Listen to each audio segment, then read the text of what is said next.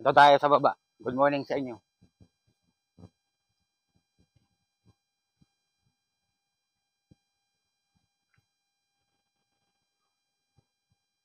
Kita nyo yung kabayo na sa taas. Yan. Hanggang dyan daw sa paahan ng kabayo na yan. Tubig na to. Pag lumakas ang tubig na to. Sa kauna, delikado. Kasi nagla-landslide. Tulad nyo, may mga bahay-bahay. May nakatira yan na mga barracks. Delikado guys.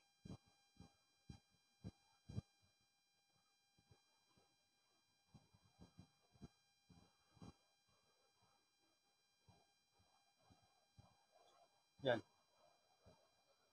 Di sila makatawid. Hinahantay nilang humupa yung tubig.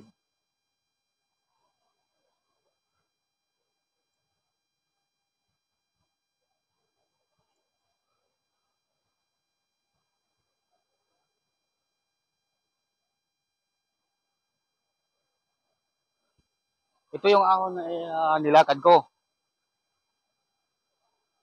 Alas 11 ng gabi.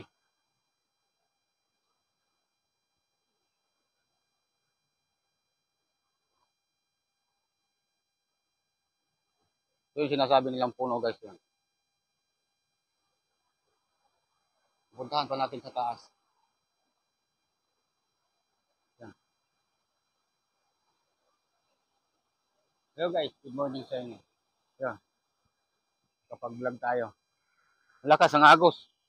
Kita nyo guys, oh, malakas ang agos. Kung susubok kang tatawid dyan, sigurado nga aanod ka talaga. Kasi lakas. Hantay sila humupa yung tubig. Lagad tayo. Pataas, paibabaw tayo.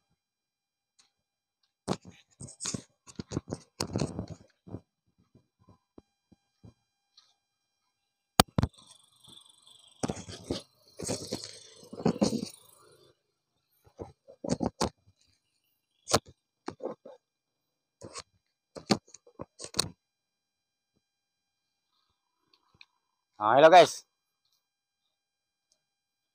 Lalakad tayo pa. Ahon. Yun. Tandaan nyo guys, sakop ng Luzon to. Yan nasa likuran ko. Pinuntahan ko na yan, yung bundok na yun sa ibabaw pa dyan, hindi ko pa na puntahan yan. Pero dito sa ibabaw na to, napuntahan ko na yan guys.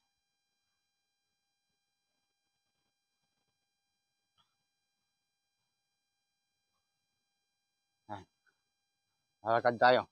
Mayroon tayong pupuntahan doon sa pinakaibabaw kasi mayroon ng laya.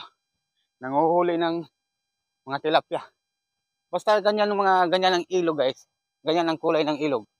At yan sila naghahantay. Makatawid.